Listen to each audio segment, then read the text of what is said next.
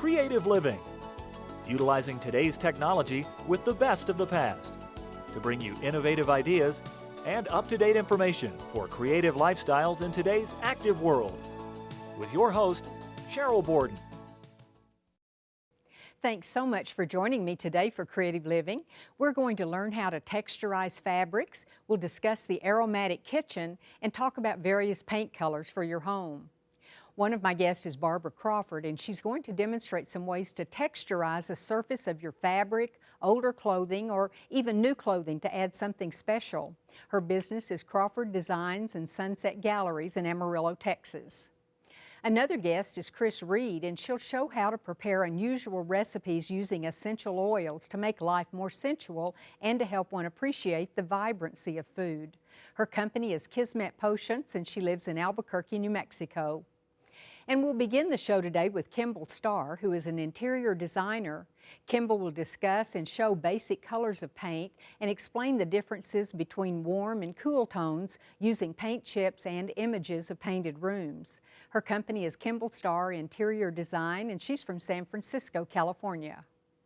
Thank you so much for being with us today, Kimball. We're going to talk about color, and you know, a third grader usually learns about color, the color wheel and colors opposite and what it all means. But when you're making an investment like we will in our homes, we want to know what we're going to put together and that we will really feel good about it when it's done. So how do you either caution people or make them feel sure about it?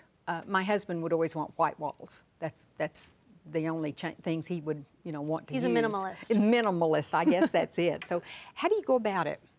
Well, I'm really excited to be talking about color because it's really my favorite thing in interiors.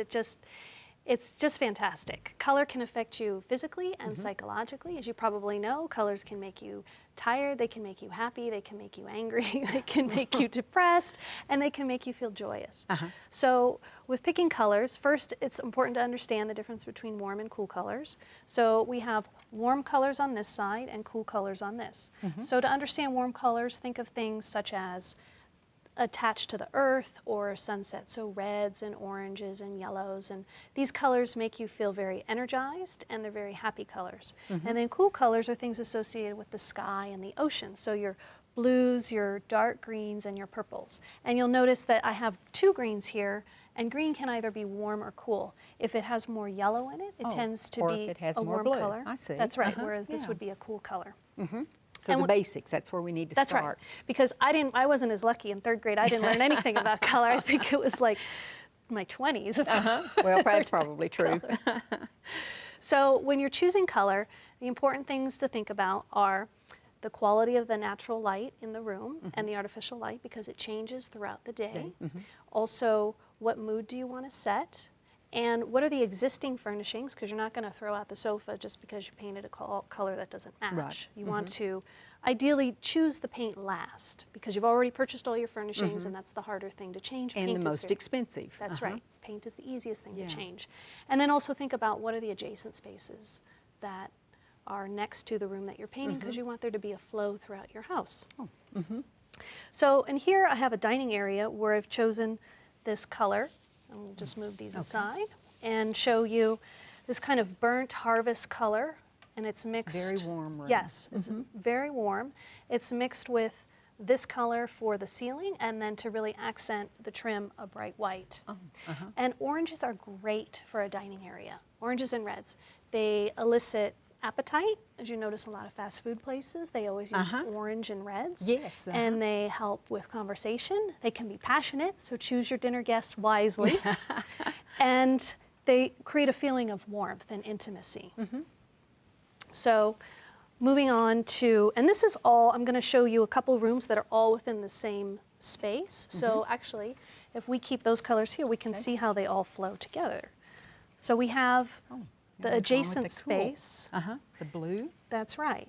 So it links. The white. That's right. Yeah.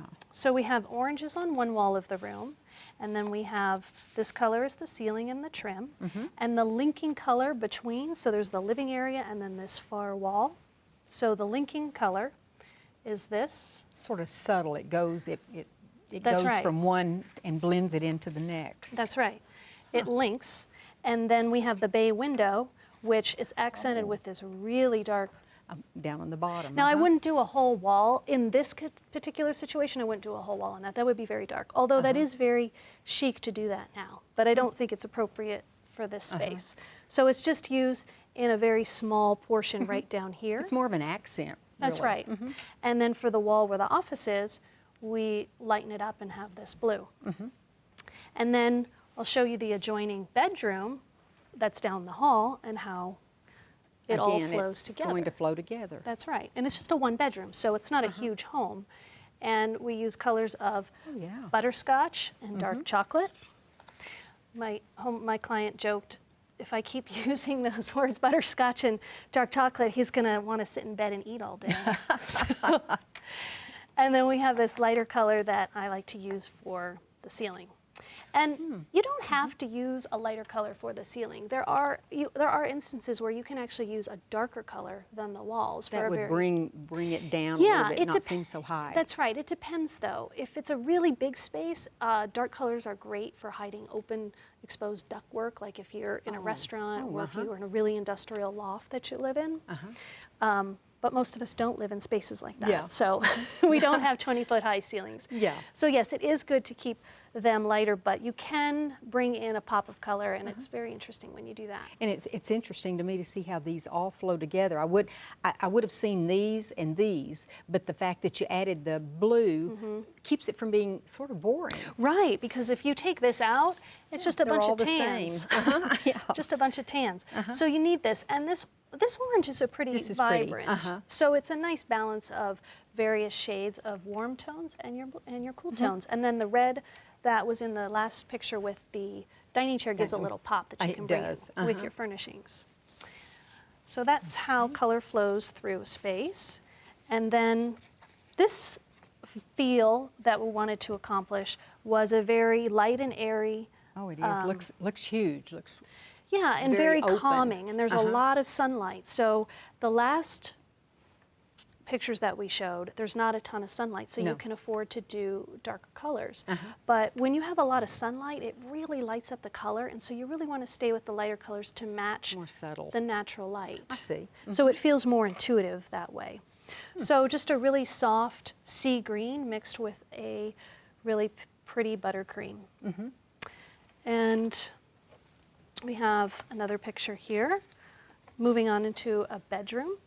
This is a really pop of color with a bright yellow, but using a mauve, kind of a purpley gray as your background. So the wall colors are this, the ceiling color is this, but then I painted the lacquer nightstands in a really bright daffodil yellow. And it pulls out the yellow from the pillows and the lampshades. That's right. Now, if you're a little together. Yeah, exactly. If you're afraid of color, you know, this would still be beautiful in a room. And you could do soft corals or peaches if you wanted. Coral but this, if you're really like wild. that dose of color. Well, and speaking of wild, if you're faint of heart, this last picture might be a little tough. I like it, but I probably could never use it. For some people. So it's a very bright orange bedroom. And this is great. This is a guest bedroom. So this is great for people that are just going to be there for a couple nights. I wouldn't recommend a color like this for long term because it's not a soothing. That's right. It's not a soothing color. So here's the bright orange. But if you wanted to tone it down, and you could paint part of the walls in this khaki tone, which pulls out the color from... And what's the ceiling? Is it in this one? That's right. That's okay. I can see how that would do. That's right. Really interesting. Color is fun. It's it really is fun in extremely clothing, and it's really fun in home furnishings. Yes. And I definitely recommend when you're choosing paint that you paint a sample on your wall, like a 2-foot by 2-foot sample, and look at it in the morning, daytime, and nighttime because when the light changes. That's a great idea. Or you can put it on a movable poster board if you don't want to paint 50 samples across your room. Yeah, and move it, and because the light will hit it differently. That's right. Well, great. Thank you so much. I appreciate you sharing this information with us. Thank you so much, Sheryl.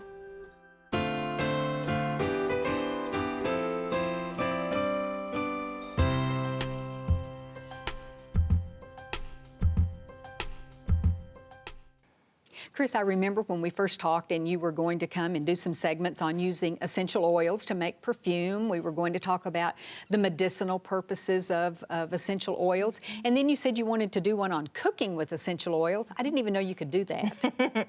Well, about 15 years ago, I was living in Chicago, and I was making some sun teas. I had a beautiful herb garden with lemon verbena and lavender and chamomile and bee balm, which is melissa. And so I was making all these beautiful teas and putting them on the back porch and putting honey in the bottom. And so I thought, well, I could add some essential oils to that. And so I initially just added essential oils, and they all came to the top. And I thought, well, maybe if I mix it in. Because they're oil. Because they're oil. So I thought if I mix them in with the honey, maybe that'll help. Well, they were delicious, and people just loved them. And then I hired someone who had just graduated from cooking school. And so she helped me develop all sorts of initial recipes. And my mother was a home economist, so of course. It comes natural. Came naturally. So over the last 15 years, I've experimented, and it's grown to be so many different things, not just drinks, but food and, you know, even in chicken and things like that. What you have to be careful of, though, is you don't want to make a sandalwood souffle. You don't want to make a frankincense fondue. I mean, you know, those would not be good. So concentrate on the oils that are oils that you would use normally in cooking. So lemon, orange, cinnamon, basil, thyme, oregano, rosemary, all the things that you normally would use in cooking. The thing about it is you're only going to use about maybe a 10th or a 20th of what you would normally use. Because it's so concentrated. So concentrated. So here's some lemon essential oil. And actually in this recipe, it's called spiced figs. And so what I did was put some rum in here, about a cup of Captain Morgan spiced rum. And actually, I think I did a double recipe in here because we're using some for this. And then I took about a half a cup or more, actually. I think I ended up putting more honey in there. I put 20 drops of lemon essential oil, 10 drops of cardamom essential oil, and 5 drops of ginger essential oil. But I mixed it in with a toothpick or a little spoon in something glass, okay, first before I put it in here. And that is one of the keys of cooking with essential oils. So let's say, for example, I'm going to add some of the lemon into this mix, which I already have in there. I'm going to take the lemon essential oil. And what is this? That's olive oil. That's just olive oil. When you're cooking with essential oils, any kind of fat, okay? So even liqueur or liquor, you know, so the rum in here, but you still need a little bit more. So in here I've got honey, agave nectar, which is a natural sweetener, olive oil, butter, anything that's a fat, okay? So now you're going to see that, you know, it's pretty much mixed already. At first it's separated. Yep, it's separated a little bit, but it's a fat to a fat because the essential oil is a fatty or a lipid substance. So that's basically how you make the spiced figs, and then you shake it, you know, every 3-4 times a day. You let it sit for probably 3 days. These are mission figs. They're black mission figs. And so what I did then is I cut up, as you can see, I cut up some of the figs. I put a 1/4 cup of pecans. I put about 8 of the figs sliced up. I put a couple of sprigs of rosemary in there, and then a tablespoon of olive oil, and then I put 10 drops of the lemon essential oil. And then you just kind of let it simmer over low heat for about 10 minutes. And it just sort of marinates the flavors, doesn't it? And then you take some of that rum juice in there. So it smells delicious. And what it does to food is it just adds this amazing flavor to it. Now this is just a simple salad with some goat cheese, and that's all. Very simple. It's just goat cheese and a little salad. So you add that on there. And another thing you can do with this is you can put it on the spiced figs. You can put it on pound cake. It tastes delicious over squash, any kind of squash. I bet it would be good over chicken too, wouldn't it? You know what? Actually, that would give it like a Moroccan sort of flair. Yes, that's a great idea. Thank you. Sounds good to me. And then you can, pound cake, frozen yogurt. You can put it in fruit cakes, the ubiquitous holiday fruit cake, but you don't, but this would make it kind of like a, You'd like it. Yeah, you'd like it. You'd like it. So, and then how long would this say? So if we made this entire or double recipe, would we just keep it in the refrigerator, out on the counter? How do you store it? Because of the rum, you really don't need to. I mean, if you're going to keep it for a long time, you could definitely keep it in the fridge. But yeah, it'll last, it'll last for a long time. It's preserved. It's like preserves. But yeah, to be safe, I suppose I would keep it in the fridge. So I go through it so fast when I make it that I never have to worry never about have to save any. Yeah, exactly. Well, thank you so much. I just really didn't realize how easily it would be to cook with essential oils too. Thank you. You're welcome.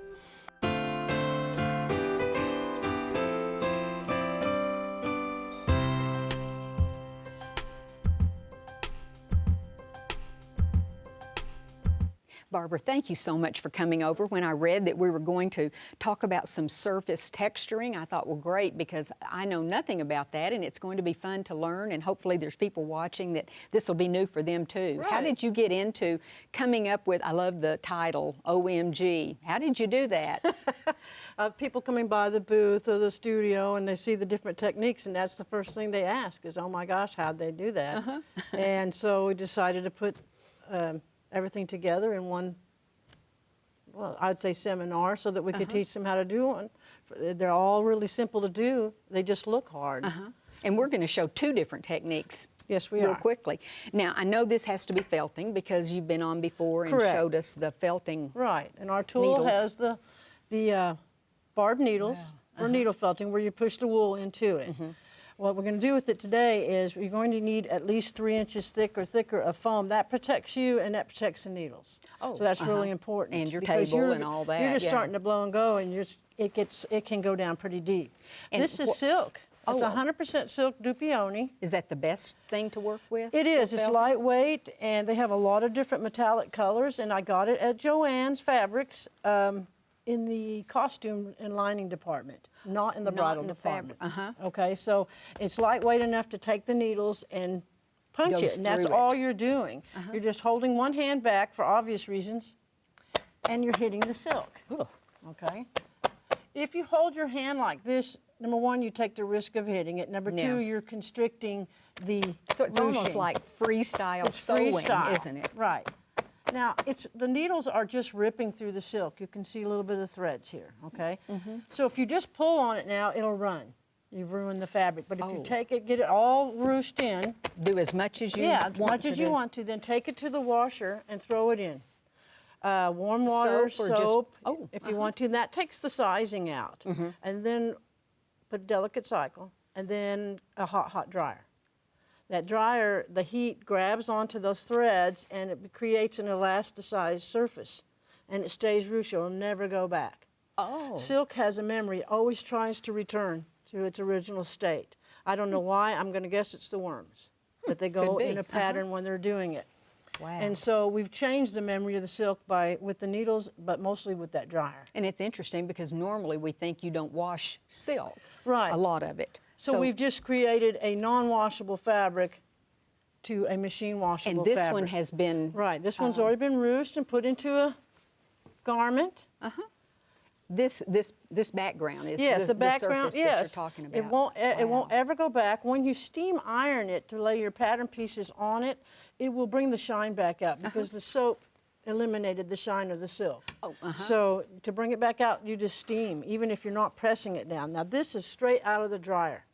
No That's steam, this piece, nothing. isn't it? Yes. Or it looks like one similar. Look at all the And this ruching. will stay just right. like If this. I steam iron it, I'll get a little smoother look Oh. and give it crinkle, but this is right off, and you can pull on it, Cheryl, and you can see that it's like elastic. Yeah.